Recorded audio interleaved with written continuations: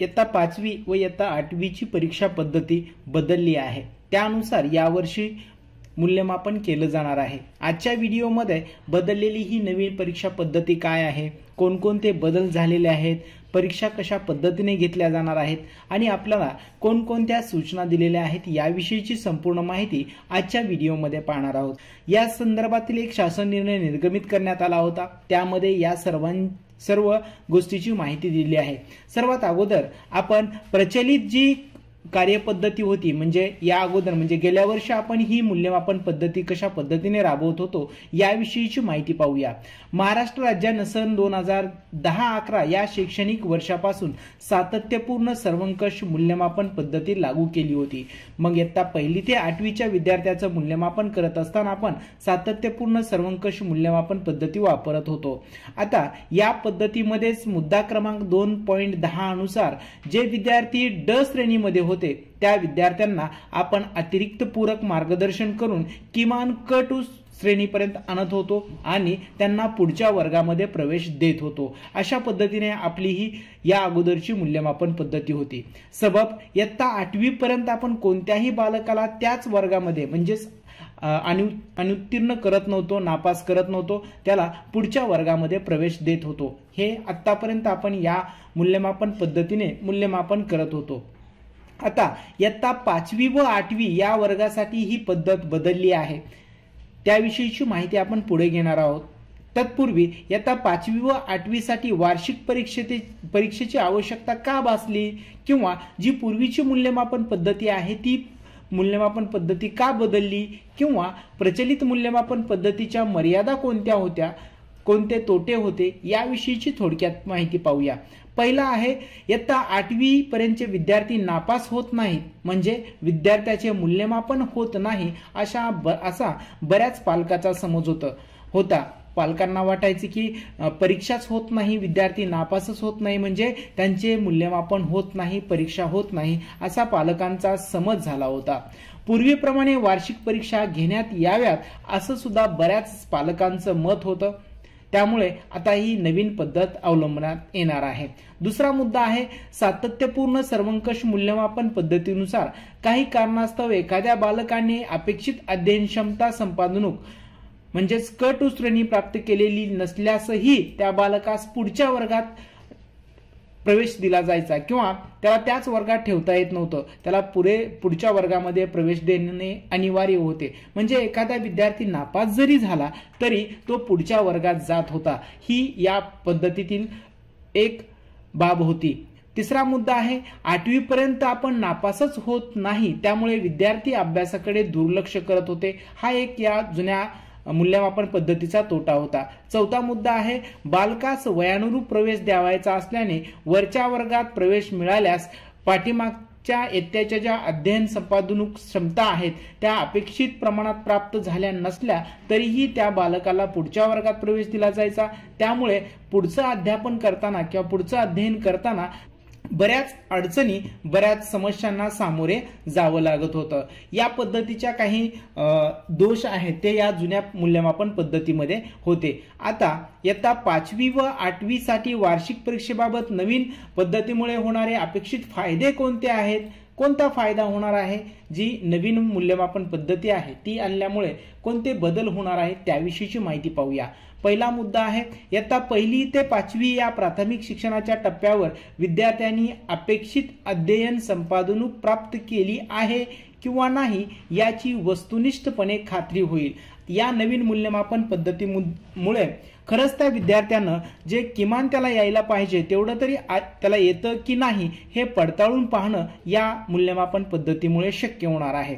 दुसरा मुद्दा आहे 6वी ते 8वी या उच्च प्राथमिक शिक्षणाच्या टप्प्यावर विद्यार्थ्यांनी अपेक्षित अध्ययन संपादनूक प्राप्त केली आहे किंवा नाही याची वस्तुनिष्ठपणे खात्री होईल। जसं 5वीच्या बाबतीत आहे तसंच 8वीच्या बाबतीमध्ये सुद्धा आहे।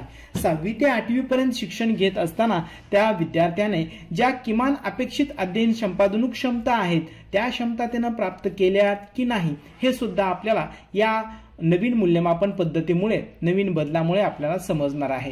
तिसरा मुद्दा आहे प्राथमिक शिक्षणाचा पाया भक्कम करून विद्यार्थ्यांना उच्च प्राथमिक व माध्यमिक स्तरावर प्रवेश देता येईल। थोडक्यात काय की 8वी पर्यंत विद्यार्थी येऊनही त्याला बऱ्याच गोष्टी जर येत नसतील तर त्याला 9वीत पाठवून उपयोग होणार नाही।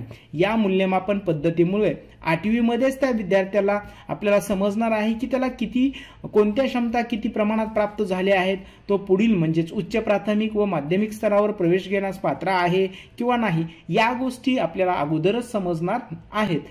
पुढचा मुद्दा आहे उच्च प्राथमिक स्तरावर वयानुरूप समकक्ष वर्गात प्रवेश देण्यापूर्वी विद्यार्थ्यांनी प्राथमिक स्तरावरील अध्ययन निष्पत्ती प्राप्त केल्या आहेत याची सुनिश्चिती करता येईल। म्हणजे विद्यार्थ्याला 9वीला पाठवण्या अगोदर किंवा 5वी पासून पुढच्या वर्गात पाठवण्या अगोदर त्याला ज्या किमान अध्ययन क्षमता आहेत किंवा प्राथमिक स्तरावरच्या ज्या अध्ययन क्षमता आहेत, अध्ययन निष्पत्ती आहेत, त्या प्राप्त झाल्या आहेत की नाही हे सुद्धा आपल्याला या पद्धतीमुळे तपासता येणार आहे। वार्षिक परीक्षेसाठी आवश्यकतेनुसार सवलतीचे वाढीव गुण, अतिरिक्त पूरक मार्गदर्शनाची सोय व पुनर्परीक्षेची संधी या विशेष प्रयोजनामुळे विद्यार्थ्यांमध्ये परीक्षेबाबत असणारी भीती दूर करता येईल। जरी एखाद्या विद्यार्थ्याला अपेक्षित अध्ययन निष्पत्ती प्राप्त झाल्या नसतील तरीही त्याला वाढीव गुण देण्यात येणार आहेत, ज्याला गेस मार्क्स असं म्हटले जातं, ते सुद्धा दिले जाणार आहेत। त्याला जर समजा एखाद्या विषयामध्ये कमी मार्क्स पडले असतील, एखाद्या विषयामध्ये तो नापास झाला असेल तर त्याला अतिरिक्त पूरक मार्गदर्शन दिलं जाणार आहे आणि पुन्हा त्याची एकदा पुनर्परीक्षा घेतली जाऊन त्याला पुन्हा पुढच्या वर्गात जाण्याची संधी मिळणार आहे। त्यामुळे परीक्षेबाबत त्याच्या मनामध्ये जी भीती आहे ती भीती सुद्धा कमी होण्यास मदत होणार आहे। या सर्व गोष्टीमुळे हे सर्व अपेक्षित फायदे या नवीन पद्धतीमुळे होणार आहेत। पुढचा मुद्दा आहे तो म्हणजे इयत्ता 5वी व इयत्ता 8वी साठी वार्षिक परीक्षेचा उद्देश काय असणार आहे किंवा या परीक्षा घेण्यामागचा उद्देश नेमका कोणता असणार आहे तो पाहूया। पहिला आहे इयत्ता 5वी ते 8वी मधील प्रत्येक विद्यार्थ्याची परीक्षा घेऊन वर्षाअखेर प्रत्येक विषयामध्ये अपेक्षित अध्ययन संपादन प्राप्त झाली आहे किंवा नाही याची खात्री करणे। 5वी आणि 8वीच्या परीक्षा घेण्याचा मुख्य उद्देश हाच आहे की त्याला प्रत्येक विषयामध्ये ज्या अपेक्षित अध्ययन क्षमता आहेत किंवा अध्ययन संपादनूक आहेत त्या प्राप्त झाल्यात की नाही, म्हणजे किमान त्याला एवढं तरी येतं की नाही हे चेक करणं, हे तपासणं या परीक्षा पद्धतीचा उद्देश आहे। दुसरा मुद्दा आहे इयत्ता 5वी व 8वी मधील प्रत्येक विद्यार्थ्याची परीक्षा घेऊन वर्षाअखेर ज्या विषयामध्ये अपेक्षित अध्ययन संपादनूक प्राप्त झाली नाही अशा विद्यार्थ्यास संबंधित विषयासाठी अतिरिक्त पूरक मार्गदर्शन करून पुनर्परीक्षा घेऊन अपेक्षित अध्ययन संपादनूक प्राप्त झाली आहे याची खात्री करणे। मग 5वी आणि 8वी मध्ये जे विद्यार्थी आहेत त्यामधील काही विद्यार्थ्याच्या काही विषयाच्या संपादनूक क्षमता प्राप्त झाल्या नसतील तर मग त्यांच्यासाठी अतिरिक्त पूरक मार्गदर्शन करायचं, त्याची पुन्हा परीक्षा घ्यायची आणि त्याच्या जर क्षमता प्राप्त झाल्या असतील तर त्याला पुढच्या वर्गामध्ये पाठवायचं आहे आणि जर प्राप्त झाल्या नसतील तर त्याच वर्गामध्ये प्रवेश द्यायचा आहे। हा एक या मागचा उद्देश आहे। तिसरा उद्देश आहे विद्यार्थ्यांना नियमित अभ्यासाची सवय लागणे। हा खूप महत्त्वाचा मुद्दा आहे। परीक्षाच होत नाही किंवा आपण नापासच होणार नाही हा एक जो समज आहे तो विद्यार्थ्याच्या मनामध्ये झाला होता, त्यामुळे विद्यार्थ्याकडे नकळतपणे अभ्यासाकडे दुर्लक्ष होत होतं। आता परीक्षा होणार, आपण नापास होऊ शकतो, त्याच वर्गात राहू शकतो या संदर्भात याविषयीची माहिती विद्यार्थ्यांना झाल्यामुळे त्यांना अभ्यासाची सवय लागू शकते। पुढील शैक्षणिक आव्हानांना किंवा स्पर्धा परीक्षांना सामोरे जाण्यासाठी विद्यार्थी तयारी करतील आणि या परीक्षा पद्धतीचा नक्की तो एक महत्त्वाचा उद्देश असणार आहे।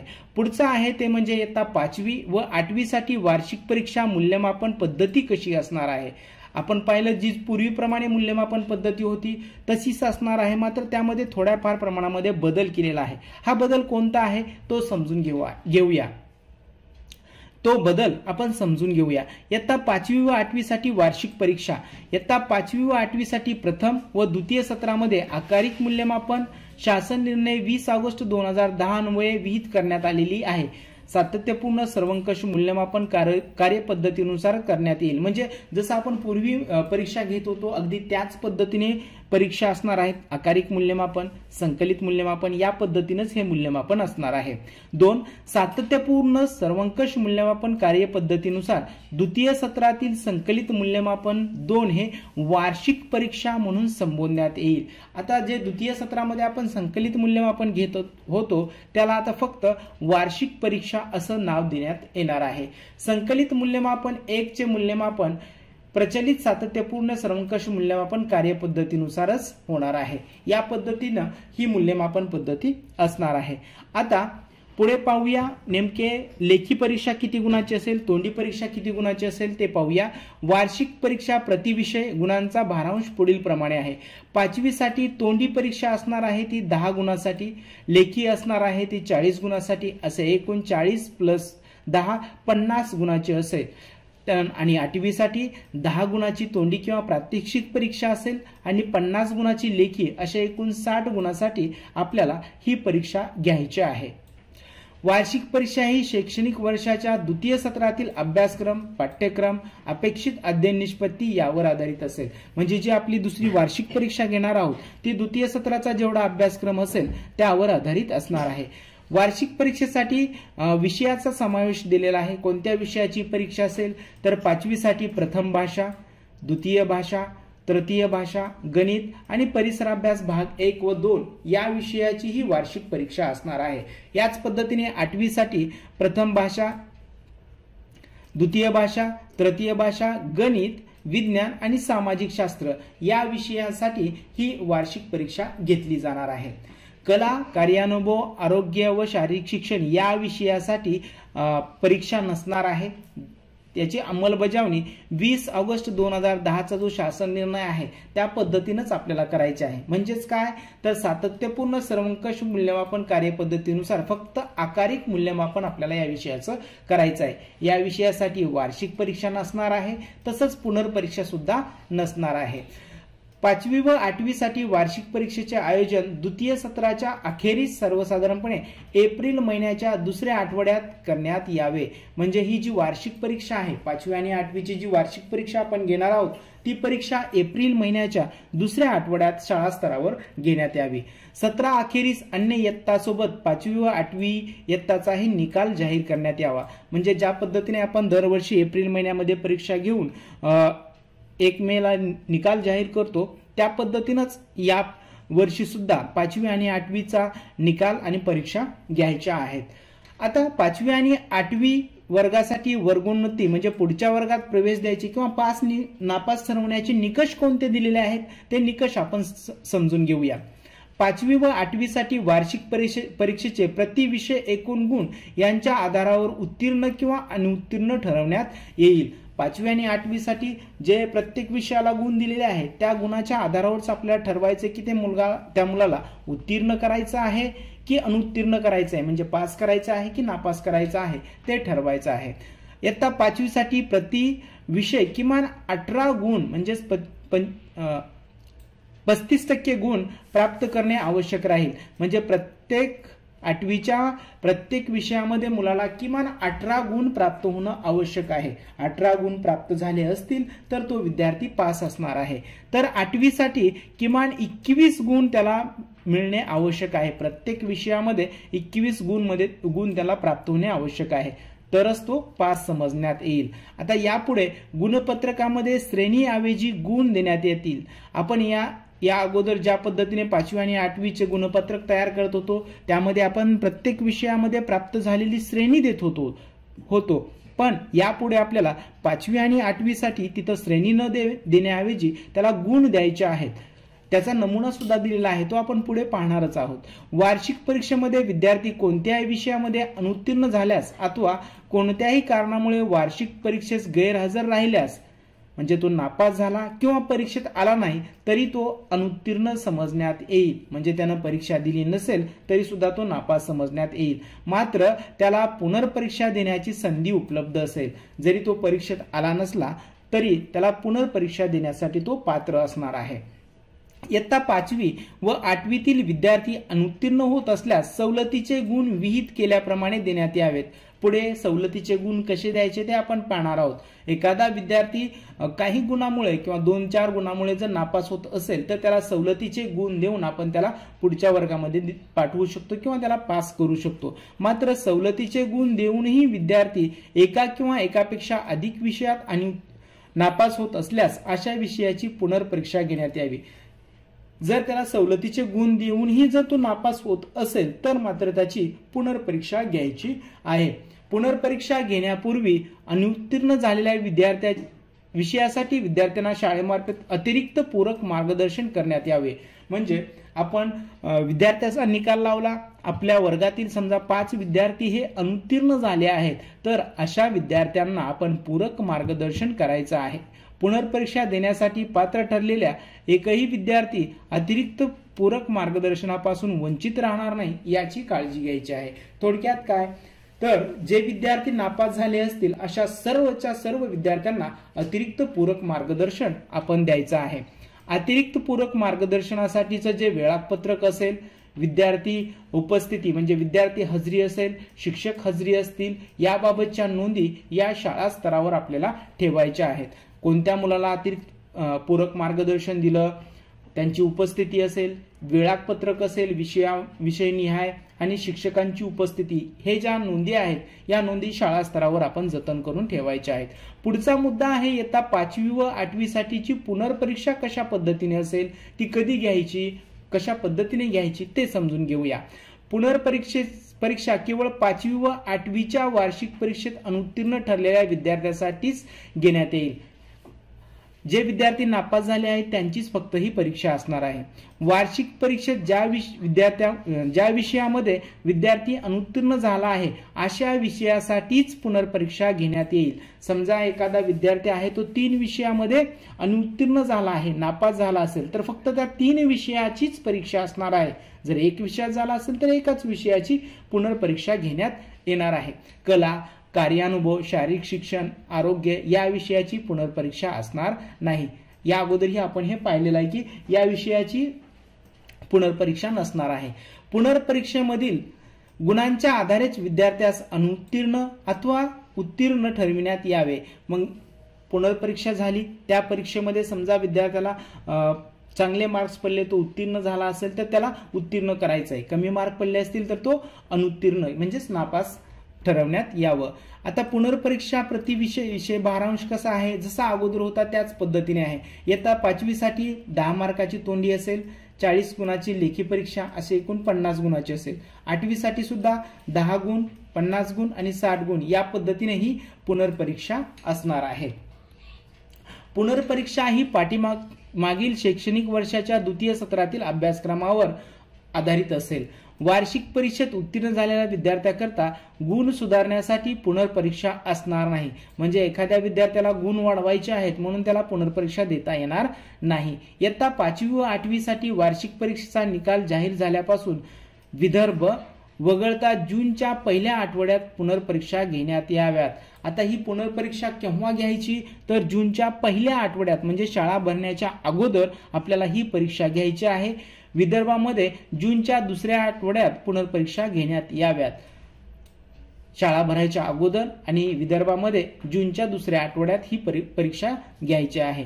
नवीन शैक्षणिक वर्ष सुरू होण्याच्या आत पुनर्परीक्षा घेऊन निकाल प्रसिद्ध होईल या दृष्टीने नियोजन व अंमलबजावणी शाळांनी करायची आहे। थोडक्यात शाळा सुरू होण्या अगोदर परीक्षा घेणं, त्यांचा निकाल जाहीर करणं या गोष्टी आपल्याला पूर्ण करायच्या आहेत, जेणेकरून पुनर्परीक्षा देणारा विद्यार्थी उत्तीर्ण झाल्यास पुढच्या वर्गात प्रवेश त्याला मिळू शकेल। हा यामागचा उद्देश आहे। पुनर्परीक्षेतही विद्यार्थी एक किंवा एकापेक्षा जास्त विषयात अनुत्तीर्ण असल्यास त्याच वर्गात ठेवण्यात येईल, वर्गोन्नती दिली जाणार नाही। समजा आपण पुनर्परीक्षा घेतली आणि त्यात जर नापास झाला किंवा अनुत्तीर्ण झाला तर त्याला त्याच वर्गामध्ये ठेवायचा आहे, त्याला पुढच्या वर्गामध्ये पाठवायचं नाही। पुनर्परीक्षेचा निकाल नवीन शैक्षणिक वर्ष सुरू होण्याच्या किमान 3 दिवस अगोदर प्रसिद्ध करणे व संबंधित विद्यार्थ्याला उपलब्ध करून देणे शाळावर बंधनकारक राहील। म्हणजे शाळा समजा 15 तारखेला सुरू होणार असतील तर त्याच्या 3 दिवस अगोदर आपल्याला विद्यार्थ्याचा निकाल त्या विद्यार्थ्यापर्यंत द्यायचा आहे। पुनर्परीक्षा घेण्याबाबतची आवश्यक ती पूर्वतयारी केंद्रप्रमुख व शाळा मुख्याध्यापक यांनी समन्वयाने केंद्र स्तरावर अथवा शाळा स्तरावर करायची आहे। आपल्या केंद्राचा किंवा शाळेचं नियोजन केंद्रप्रमुख व मुख्याध्यापक यांनी करायचं आहे। इयत्ता 5वी पुनर्परीक्षेसाठी प्रविष्ट झालेल्या प्रत्येक विषयासाठी किमान 18 गुण, 5वी साठी किमान 18 गुण प्राप्त करणे अनिवार्य आहे, तर 8वी साठी 21 गुण, प्रत्येक विषयामध्ये किमान त्याने 21 गुण प्राप्त करणे अनिवार्य आहे। इयत्ता 5वी व 8वीतील विद्यार्थी पुनर्परीक्षेत अनुत्तीर्ण होत असल्यास सवलतीचे गुण विहित केल्याप्रमाणे देण्यात यावेत. समजा एखाद्या विषयामध्ये त्याला थोड्याफार 2-3 गुणाचा मुळे तो नापास होत असेल तर त्याला सवलतीचे गुण सुद्धा द्यायचे आहेत आणि त्या पद्धतीने आपण कार्यवाही करायची आहे. आता हे सवलतीचे गुण कशा पद्धतीने आहेत ते समजून घेऊया. वार्षिक परीक्षा किंवा पुनर्परीक्षा किंवा तत्सम परीक्षेसाठी सवलतीचे गुण कसे असणार आहेत ते पहा. वार्षिक परीक्षेनंतर वर्गोन्नतीसाठी अपात्र ठरणाऱ्या अनुत्तीर्ण होणाऱ्या विद्यार्थ्यास उत्तीर्ण होण्यासाठी वाढीव सवलतीचे गुण देय असतील. जे विद्यार्थी पुनर्परीक्षा देतील किंवा सुरुवातीच्या परीक्षेमध्येच वार्षिक परीक्षेमध्येच त्यांना काही गुण कमी पडत असतील तर त्यांना हे सवलतीचे गुण मिळणार आहेत. एका विद्यार्थ्यास सवलतीचे कमाल 10 गुण देता येतील. कमाल म्हणजे जास्तीत जास्त 10 गुण देता येतील एका विद्यार्थ्यासाठी. कमाल 3 विषयासाठी विभागून असे गुण असतील. हे जास्तीत जास्त 10 गुण आणि जास्तीत जास्त 3 विषयासाठी हे गुण विभागून देता येतील.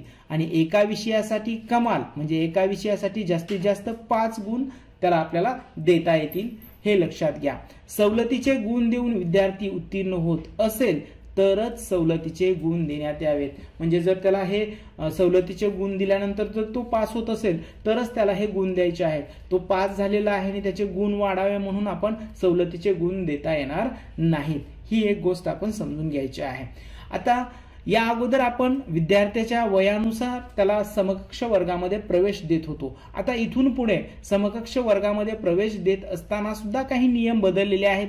ते नियम काय आहेत ते समजून घेऊया. इयत्ता 5वी पर्यंत विद्यार्थ्यांना वयानुरूप समकक्ष वर्गात प्रवेश देता येईल. 5वी पर्यंत आपल्याला काहीच अडचण नाही. समजा एखादा विद्यार्थी 4थीच्या वयाचा असेल तर त्याला 4थीच्या वर्गामध्ये सरळ प्रवेश देता येईल. 5वी पर्यंत कोणतीच अडचण नाही. मात्र 5वी आणि 5वीच्या पुढील विद्यार्थ्यांना जर समकक्ष वर्गात प्रवेश द्यायचा असेल तर काय पद्धती आहे ते समजून घेऊया.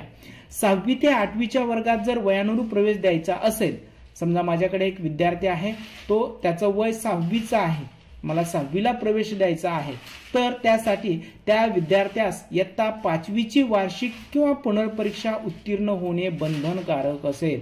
जर तुम्हाला एखादा विद्यार्थी 6वीत दाखल करायचा असेल तर त्याची परीक्षा घ्यावी लागेल. 5वीची जी परीक्षा असते वार्षिक परीक्षा, ती परीक्षा त्याला पास व्हावी लागेल तरच त्याला 6वीच्या वर्गामध्ये प्रवेश मिळणार आहे. विद्यार्थी 5वी इयत्तेची वार्षिक परीक्षा किंवा पुनर्परीक्षा उत्तीर्ण नसल्यास ज्या शाळेत वयानुरूप प्रवेश विद्यार्थी घेणार आहे अशा शाळेने इयत्ता 5वी वर्गासाठीच्या पुनर्परीक्षेप्रमाणे त्या विद्यार्थ्यासाठी आता तत्सम परीक्षेचे आयोजन करायचं. म्हणजे 6वी-7वीला विद्यार्थी दाखल होत आहे तर त्या विद्यार्थ्याचं परीक्षा घेण्यासाठी त्याची प्रश्नपत्रिका असेल किंवा पुनर्परीक्षा असतील त्याचं नियोजन त्या शाळेनं करायचं आहे. सदर परीक्षेचा निकाल तात्काळ प्रसिद्ध करावा. अशा तत्सम परीक्षेत उत्तीर्ण झाल्यास विद्यार्थ्यास वयानुरूप समकक्ष प्रवेश देण्यात यावा अथवा तो विद्यार्थी अनुत्तीर्ण झाल्यास त्यास 5वीच्या वर्गात प्रवेश देण्यात यावा. म्हणजे जर विद्यार्थी तो 5वीची परीक्षा पास झाला तरच 6वी किंवा 7वीच्या किंवा 8वीच्या वर्गात प्रवेश मिळेल आणि जर तो परीक्षा नापास झाला तर त्याला 5वीच्या वर्गामध्येच प्रवेश द्यायचा आहे. आता इथून पुढे असं होऊ शकतं एखाद्या विद्यार्थ्याचं वय 7वीचं आहे पण तो 5वीमध्ये शिकत आहे, असं सुद्धा होऊ शकतं. कारण 5वीची परीक्षा जर तो उत्तीर्ण झाला नाही, वय त्याचं मोप 7वीचं आहे पण 5वीचं क्षमता त्याच्या अप्राप्त असल्यामुळे त्याला आपल्याला 5वीच्या वर्गातच ठेवावं लागणार आहे. हा एक महत्वाचा बदल यामध्ये झालेला आहे.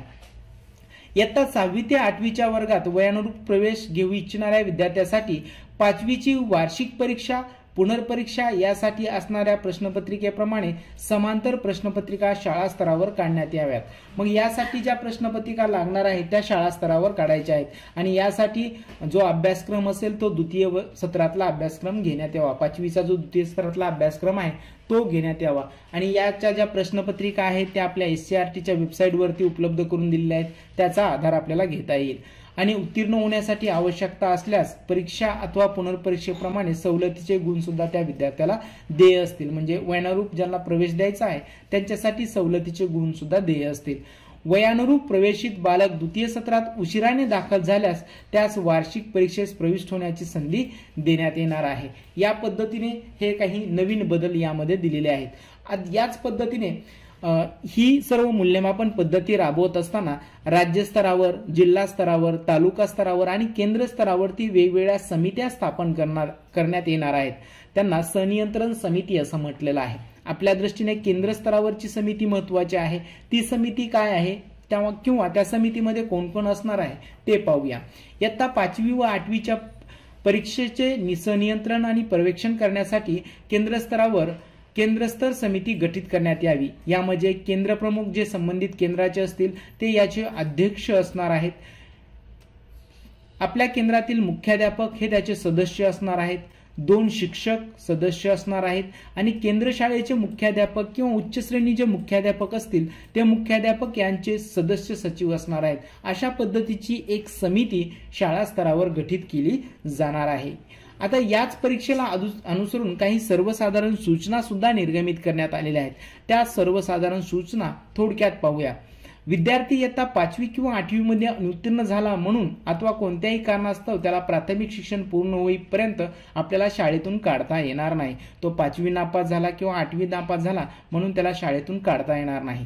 दुसरी गोष्ट आहे 5वी 8वी साठी शाळा स्तरावर शिक्षकांनी वार्षिक परीक्षा, पुनर्परीक्षा घ्याव्यात. तसेच उत्तरपत्रिका तपासणी करून शाळा स्तरावर विहित कालावधीत निकाल प्रसिद्ध करावा. विद्यार्थी इयत्ता 5वी 8वीच्या परीक्षेत अनुत्तीर्ण झाल्यास तसेच त्याने शाळा बदलण्याचा निर्णय घेतल्यास तो ज्या शाळेत प्रवेशित होईल त्या शाळेने त्या विद्यार्थ्याची पुनर्परीक्षा घ्यावी. समजा 8वीतून विद्यार्थी दुसऱ्या शाळेत जायचं म्हणत असेल तर आपल्याला त्याला अडवता येणार नाही. त्याला दाखला देऊन तो दुसऱ्या शाळेमध्ये ज्या शाळेत जाईल त्या शाळेने त्याची पुनर्परीक्षा घ्यायची आहे. दिव्यांग विद्यार्थ्याच्या बाबतीत 16 ऑक्टोबर 2018च्या शासन निर्णयातील त्याच्या अध्ययन शैलीनुसार मूल्यांकनाबाबत व शैक्षणिक सवलतीबाबत मार्गदर्शन सूचनानुसार अंमलबजावणी करण्यात यावी. सदर मूल्यमापन कार्यपद्धती राज्य मंडळाचा अभ्यासक्रम लागू असणाऱ्या महाराष्ट्रातील सर्व व्यवस्थापनाच्या सर्व माध्यमांच्या शाळांना लागू राहील. या व्यतिरिक्त महाराष्ट्रात इतर अभ्यासक्रम राबवणाऱ्या सर्व मंडळांनी 5वी 8वीच्या परीक्षेबाबत संदर्भ क्रमांक 6 नुसार कार्यवाही निश्चित करावी. याच्या ज्या नमुना प्रश्नपत्रिका असतील त्या आपल्याला SCRTच्या वेबसाईटवरती उपलब्ध करून दिलेल्या आहेत. त्या पद्धतीने प्रश्नपत्रिका काढून विद्यार्थ्याच्या परीक्षा घ्यायच्या आहेत. संकलित मूल्यमापन 1 साठी प्रश्नपत्रिका शाळा स्तरावर तयार करण्यात याव्यात. वार्षिक परीक्षा, पुनर्परीक्षा, प्रश्नपत्रिका शाळा स्तरावर तयार करण्यात याव्यात. सदर मूल्यमापन पद्धती केवळ 5वी व 8वी साठी लागू राहील. उर्वरित इयत्तांच्या मूल्यमापनासाठी 20 ऑगस्ट 2010चा जो शासन निर्णय आहे त्या पद्धतीनुसारच म्हणजे जुन्याप्रमाणेच आपण मूल्यमापन पद्धती राबवायची आहे. सदर मूल्यमापन कार्यपद्धती शैक्षणिक वर्ष 23-24 म्हणजे या वर्षापासून लागू राहणार आहे. प्रचलित सातत्यपूर्ण सर्वंकष मूल्यमापन पद्धती लागू असेल. गुणपत्रक नमुना परीक्षा व पुनर्परीक्षा या संदर्भातील जो नमुना दिलेला आहे तो सुद्धा आपण पाहूया. आता 5वी आणि 8वी साठीचा जो गुणपत्रकाचा नमुना दिलेला आहे तो अशा पद्धतीने आहे. इथे आपल्या शाळेचं नाव येईल, इथे UDIS कोड, या ठिकाणी इथं वर्ष 2023-24 येईल, विद्यार्थ्याचं नाव, त्याचा हजेरी क्रमांक, तुकडी, मग इथे 5वी साठी असेल तर 5वी, 8वी साठी असेल तर 8वी. या ठिकाणी डाव्या बाजूला त्याचे सर्व विषय दिलेले आहेत. या ठिकाणी आवश्यक गुण समजा 5वी साठी असतील तर 18 गुण आणि 8वी साठी असतील तर किमान 21 गुणाची आवश्यकता आहे. मग तो 50 पैकी आहेत की 60 पैकी आहेत ते इथे द्यायचे आहेत आणि पुढे शहरामध्ये तो उत्तीर्ण आहे की अनुत्तीर्ण आहे या पद्धतीने आपल्याला हा जो गुणपत्रक नमुना आहे तो तयार करायचा आहे. खालच्या बाजूला इथे कलेमध्ये किती श्रेणी, कार्यानुभव आणि शारीरिक शिक्षणामध्ये जी श्रेणी प्राप्त झाली असेल ती श्रेणी द्यायची आहे. एकूण शेकडा गुण द्यायचे आहेत. निकालाचा दिनांक द्यायचा आहे. मग इथे शेरा उत्तीर्ण की पुनर्परीक्षा हे आपल्याला नमूद करायचं आहे. खाली वर्ग शिक्षकाचं नाव व स्वाक्षरी, शाळेचा शिक्का, मुख्याध्यापकाचे नाव व स्वाक्षरी या पद्धतीने हे गुणपत्रक असणार आहे. अशा पद्धतीने ही बदललेली जी नवीन मूल्यमापन पद्धती आहे ती मूल्यमापन पद्धती आपल्याला सन 2023-24 पासून शाळा स्तरावरती राबवायची आहे. आशा करतो या संदर्भातील ज्या सर्व महत्त्वाच्या गोष्टी आहेत त्या तुम्हाला मी सांगण्याचा प्रयत्न केला आहे. ही नवीन मूल्यमापन पद्धती यामुळे विद्यार्थ्याच्या अध्ययनामध्ये बदल होणार आहे का, ही मूल्यमापन पद्धती तुम्हाला कशी वाटली याविषयीची तुमची मतं मला या व्हिडिओच्या खाली कमेंट करून कळवू शकता।